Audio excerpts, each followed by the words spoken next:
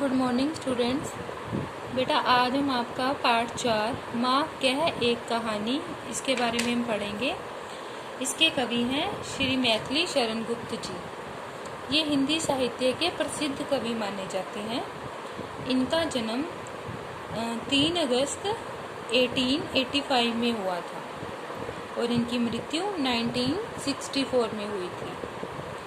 ये बेटा खड़ी बोली के ज़्यादातर लिखते थे अपनी कविताएं और हिंदी साहित्य में इनको दद्दा नाम की उपाधि दी गई थी, मतलब कि इनको दद्दा नाम से जाना जाता था और इन्हें राष्ट्र कवि भी माना जाता है, मैथिली शरण गुप्त जी को। इनकी रचनाएं काफ़ी प्रसिद्ध हैं।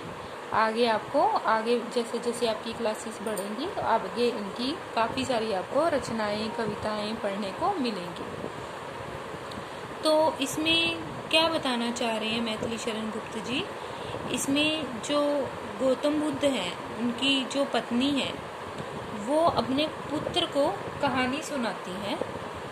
वो जो कहानी सुना रही है वो उनके पति की ही कहानी है, एक बचपन की बात है जिसको कि वो अपने पुत्र को सुना रही हैं।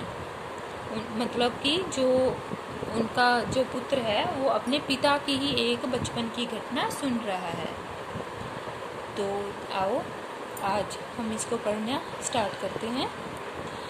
माँ कह एक कहानी, राजा था या रानी, माँ कह एक कहानी।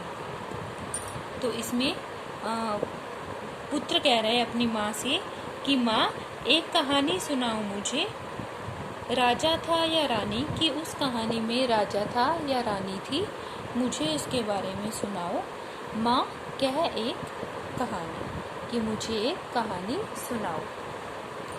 तू है हटी मान धन मेरे, सुन उपमन में बड़े सवेरे। तो अब माँ कह रही है अपने पुत्र से कि तू है हटी, कि तुम बड़े जिद्दी हो। हटी मीन्स जिद्दी, कि तुम बड़े जिद्दी हो। और मान धन मेरे, और तुम मेरे मान धन हो, मतलब तुम मेरा गरूर हो। सुन उपमन में बड़े सवेरे।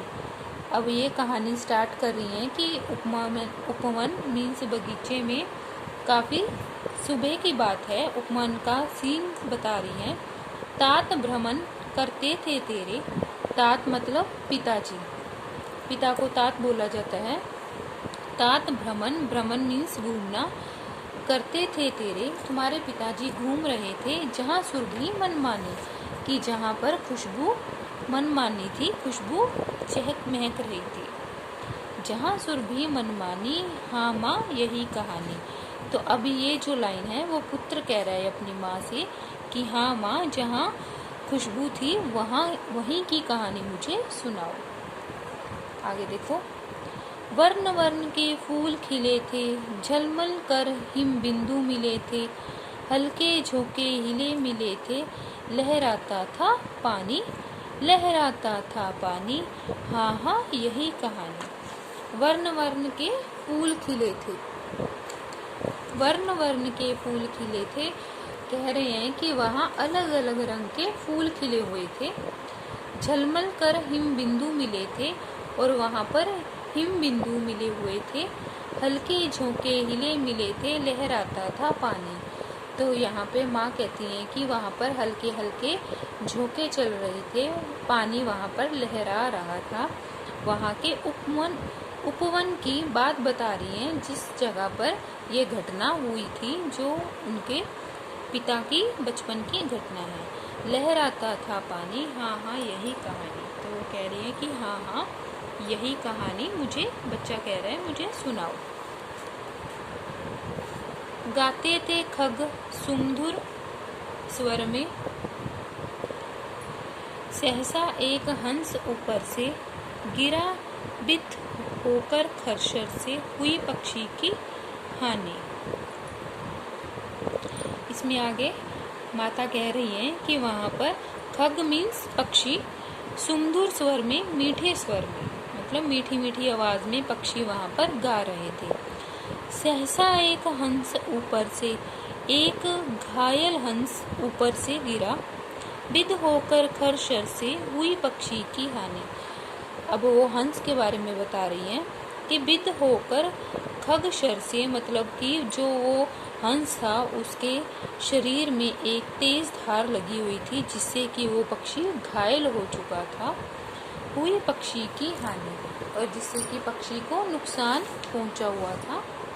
हुई पक्षी की हानि करुणा भरी कहानी, और इससे पक्षी को हानि पहुंची, उससे जो उसके खगशर से मतलब तेज नोकधार से, जिससे देखो जैसे एरो लगा हुआ है ना, ऐसे पिक्चर में दिखा रखा है, तो उसको नुकसान पहुंचा पक्षी को। और यहाँ पर जो कहानी है करुणा से आगे अब बढ़ रही है कहानी। चौंक उन्होंने उसे उठाया, नया जन्म सा उसने पाया, इतने में आंखें टक आया, लक्ष्य सिद्धि का मानी। अब वो चौंक गए, मतलब जो पुत्र है उसके पिता के बारे में बता रहे हैं, गौतम बुद्ध के बारे में। वो बता रही हैं कि तुम्हारे पिताजी चौंक गए थे, उन्होंने उसे उठाया, हंस को, घायल हंस को, नया जन्म सा उसने पाया। तो हंस ने नया जन्म पाया, मतलब कि उसके पिता ने उसे बचा लिया। इतने में आंखें टक आया, आंखें टक होता है शिकारी, इतने में शिकारी आया, लक्ष्य सिद्धि की मांगी, कि वो कहने लगा कि इसको तो मैंने मारा है, इसे मैं लूंगा, कि ये हंस मेरा है। लक्ष्य सिद्धि की मानी कोमल कठिन कहानी। तो वो कह रहे हैं कि मैंने इस पर निशाना सिद्ध किया था, लक्ष्य सिद्ध किया था, और ये मेरे हैं। कोमल कठिन कहानी, अब यहाँ पर कोमलता की ओर से कठिनता की ओर कहानी बढ़ रही है। मांगा उसने आहत पक्षी, तेरे तात किंतु थे रक्षी। अब माता वहाँ पे आगे कह रही हैं कि मांगा उसने आहत पक्षी, तो वो आकर क्या कहता है कि ये पक्षी मुझे दे दो। आहत मीन्स घायल पक्षी, आहत मीन्स घायल पक्षी मुझे दे दो। तेरे तात किंतु थे रक्षी, कि पर तुम्हारे जो पिताजी थे, तात मतलब पिताजी, रक्षी थे, उस हंस को बचाने वाले थे। तब उसने जो था खग बख्शी, और बख्शी होता है घायल करने वाला, जो मारता है। रक्षी होता है बचाने वाला, बख्शी होता है जो नुकसान पहुंचाने वाला होता है। हट करने की ठानी, और वो जिद करने लग गया कि ये हंस मुझे दो। कौन? बख्शी। हट करने की ठानी, अब बढ़ चली कहानी, और वो जिद करता रहा, और कहानी ऐसे ही आगे बढ़ती रही। हुआ विवाद सदय निर्दय में, उभे आग्राही थे समय विषय में, गई बात तब न्यायालय में, सुनी सभी ने जानी। विवाद होता है जब एक बात पर बार बार उस बारे में अपनी जब दोनों पक्ष के लोग चलाने लग जाते हैं, जिद करने लग जाते हैं अपनी बात मनवाने के लिए, उसको कहते हैं विवाद। जब दोनों तरफ से बहस होती है, दोनों पक्षों की तरफ से। सदय होता है दयालु। उभय आग्राही थे, मतलब कि जो बिना भय के आगे बढ़ता चला जाता है। हुआ विवाद, मतलब अब दोनों में विवाद होने लग गया। सदय दयालु में, और निर्दय जो जिसमें दया भाव नहीं होते। उभय आग्राही थे सब विषय में, गई बात तब न्यायालय में, और जब बात ज़्यादा बिगड़ गई थी तब भी बात न्यायालय तक पहुंच गई। सुनी सभी ने जानी, तब बात सबने सुनी सभी ने जानी, व्यापक हुई कहानी। तो बात सभी ने सुनी और उनकी कहानी और व्यापक हो गई। देखो फिर आगे क्या होता है। राहुल तू निर्णय कर इसका, न्याय पक्ष लेता है किसका, कह दे निर्भय जय हो जिसकी, सुन लो तेरी बानी।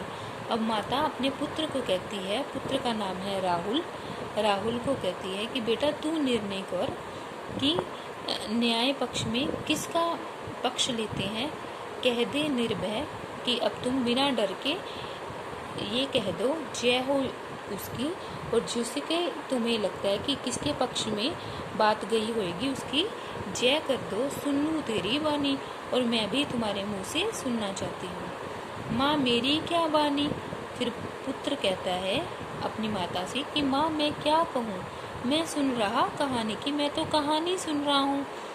उस समय तो मैं वहाँ पे नहीं था। कोई निरपराध को मारे तो क्या अन्य उसे न उबारे, रक्षक कर भक्षक को उबारे, न्याय दया का दानी। तो फिर आगे माता ये समझाती हैं उसके कि जब कोई निरपराध, कोई बिना अपराध को किए किसी को हम जब मारते हैं तो क्या अन्य उसे ना उबारे, मतलब कि तो क्या कोई उसे बचा नहीं सकता। रक्षक पर भक्षक को उबारे, रक्षक मीन्स बचाने वाला बड़ा होता है भक्षक से, भक्षक जो हमें नुकसान पहुंचाता है, मतलब कि मारने वाले से बचाने वाला बड़ा होता है। न्याय दया का दानी, तो न्याय दया करना सबसे बड़ा दान होता है।